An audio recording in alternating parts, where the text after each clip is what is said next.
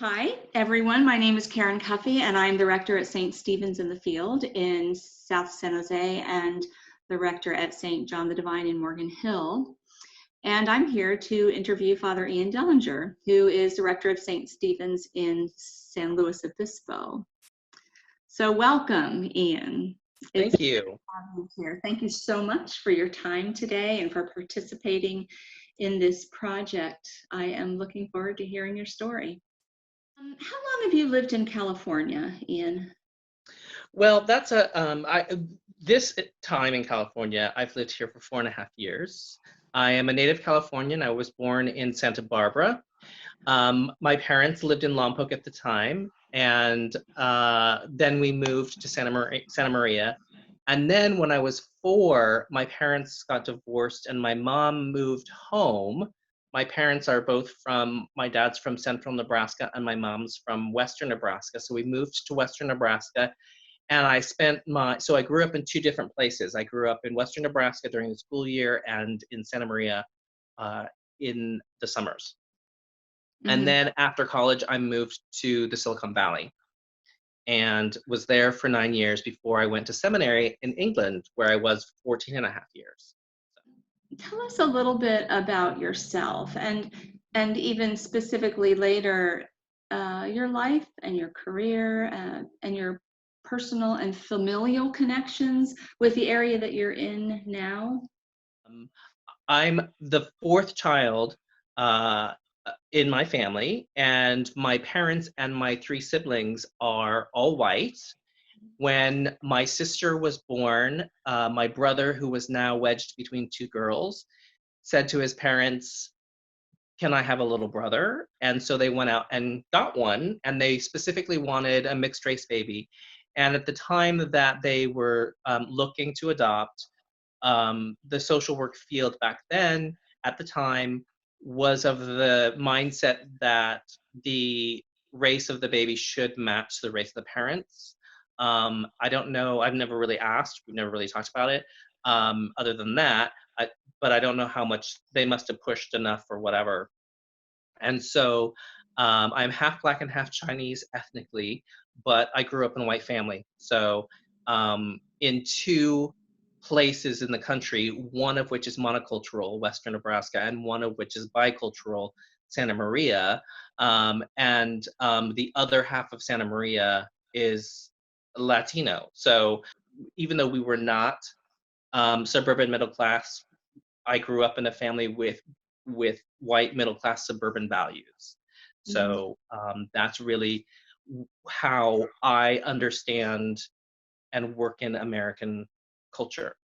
Mm-hmm. I went off to college. I got a degree in chemistry. I moved to the Silicon Valley and got a job in a consulting firm for environmental health and safety. So I lived in this diocese as a layperson. When I went to seminary, I was not sponsored by the Diocese of El Camino Real, but Westcott House in Cambridge, UK, accepted me as a student, and then they put me through the ordination process in the Church of England. Obviously, I made it through that ordination process and was ordained in the Diocese of Manchester in 2004 and 2005.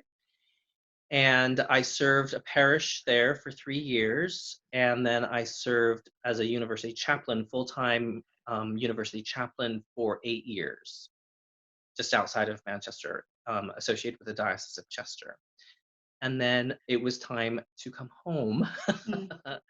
When I was looking to come back to California, there were a lot of parishes in the Bay Area I didn't apply for because they were in the deepest, darkest suburbs. And when San Luis Obispo came up, I'm like, can I live in a town of 45,000 people? We are downtown adjacent, and there are lots of connections to be made here in San Luis Obispo. So I'm kind of the closest thing to city center ministry on the Central Coast. But that, it's been really interesting coming back here because I was in the Silicon Valley, which, as you know, is quite diverse in Mm-hmm. all respects, very diverse in all respects. But San Luis Obispo is one of the whitest cities in California at 86% white, and the county is one of the whitest counties. And not that it bothers me, but it is a topic at every single meeting I go to across town, the lack of diversity. And it's astonishing. People are very aware. And it has become a big issue this summer because with the current global civil rights movement about race that's going on right now, it has hit our city pretty deeply. We've had protests disproportionate to our population, completely disproportionate. We've had 3,000, 6,000, 1,000 people at protests. How do you relate to the term African American or BIPOC, if at all? I only relate to the term Black man or Black person um, for shorthand, which doesn't happen very often. BIPOC, a little bit more in terms of, um, for over a decade, I've been in terms of talking about race relations or representation. I most frequently use non-white, um, but only in relation to the color of my skin. Mm-hmm. And so when I'm talking about the current civil rights movement that's going on, I refer to BIPOC um, as other people, Mm-hmm. right? I'm not othering them, but I'm not including myself in that group of people because I don't represent any of those communities in the way that people would think that I do because of my background and upbringing. Mm-hmm. So that's a little um, it's a little complex. It doesn't unsettle me, but I think it does unsettle other people, particularly when I'm preaching. Because when I'm preaching, I talk about we need to embrace Black, Indigenous, and people of color. And my congregation is predominantly white, and so I don't know how they respond when I use the collective we for that, if you see what I mean. But in the wider community, particularly as this stuff has been going on, I have had conversations with one of our local Black activists, and she's truly Black. She comes from a Black family. She a long history of Black culture. She brings that culture to herself. It's part of who she is. And I've talked to her several times, and I said, uh, I do not represent the Black community or any BIPOC community, and I just want to make that clear. But I also want to be able to do the right thing in terms of supporting this civil rights movement. And she's been very supportive and very she's educated me quite a bit. She said, anyone who knows you knows that you're genuine. And even if people do think you represent, don't worry about it. Just do what you need to do. Do you go to Black Lives Matter marches or do you participate in those things? I don't participate as an activist. It's really strange. I've never been an activist. I've always been kind of a person who will support. Maybe I'll chip in $10 here or there, or just in conversations with people say I'm supportive of this and that. But 2 months after I started my job, so I become an activist because I'm a member of this community, and that's what this community is doing. And this community is as polarized as any other community. Mm-hmm. And we need to show that the church is on the right side of ethics and morals and values. Mm-hmm. So that's why I'm doing it. If I weren't a priest, if I weren't the parish priest, I probably wouldn't be out there, to be honest. So how did all of this, how you're identifying as a person and as other people identify you and in what ways they might presume, how has all this shaped your career, if at all? And in what ways do you think it's informed how you are as a pastor? And you've talked a little bit about that, but do you want to say anything more? Well, these last 6 months have been very challenging for everyone, and me included. I have grown a lot, I think, and there were, as an armchair activist, I was one of those people very early on who said, "Yes, this needs to happen. This needs to happen." I have the same background as my congregation. Mhm. I have this white, educated, middle class, suburban outlook on life in America. Mhm. And it's been shaped in different, we all have been shaped in different ways. So mine's been shaped by living in two different states. It's been shaped by living in the Silicon Valley, living in Britain. So, and that comes into it. But when you just boil it all down, you know, I look out at my congregation and we reflect on scripture from a very white, educated, middle class suburban. Mhm. In what ways have you found the church to be a source of strength and or an impediment to you and your experience of racism?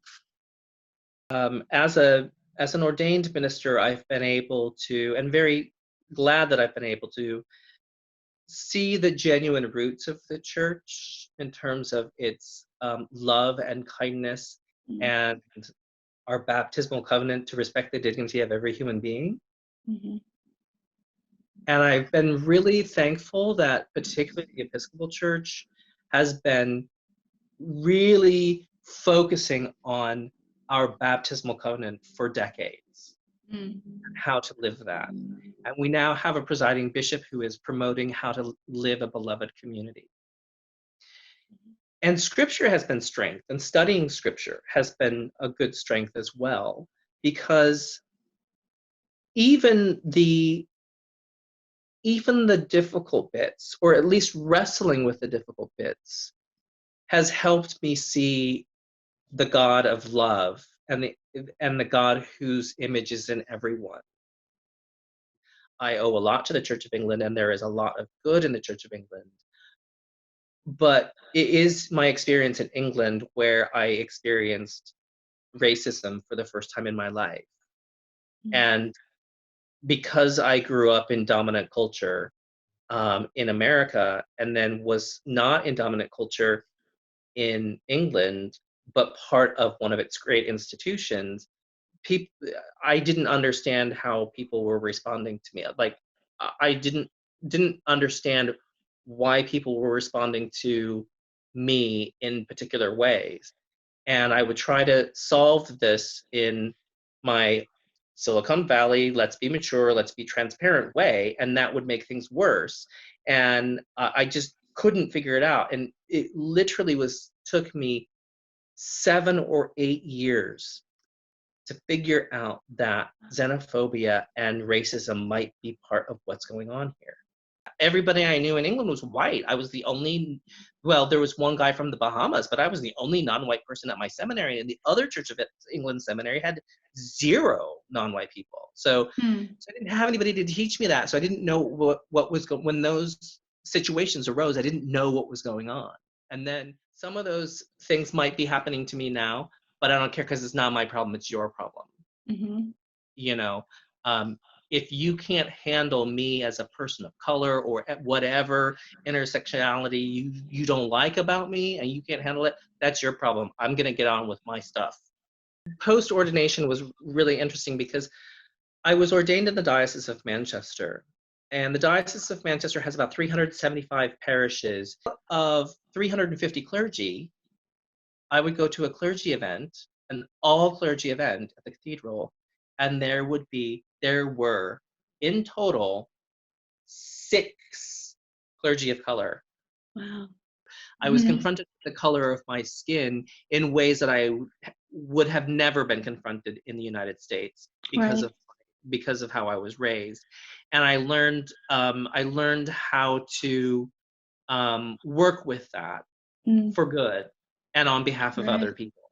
My experience of being made to be aware of the color of my skin um, gave me skills to Uh, do my job differently, mm. to minister differently, to um, to live out my baptismal covenant differently.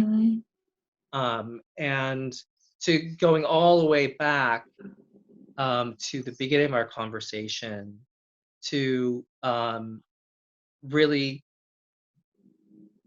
begin to deliberately see the roots of the Christian faith, the Judeo-Christian faith, as one deeply rooted not in our love for God, but in God's love for us.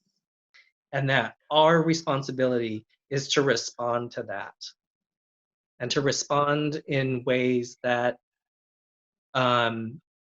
build up people. It has been so great talking with you. So great to hear your story, and like I said, I'm really grateful that you're participating in this. Well, thank you for inviting me to do so.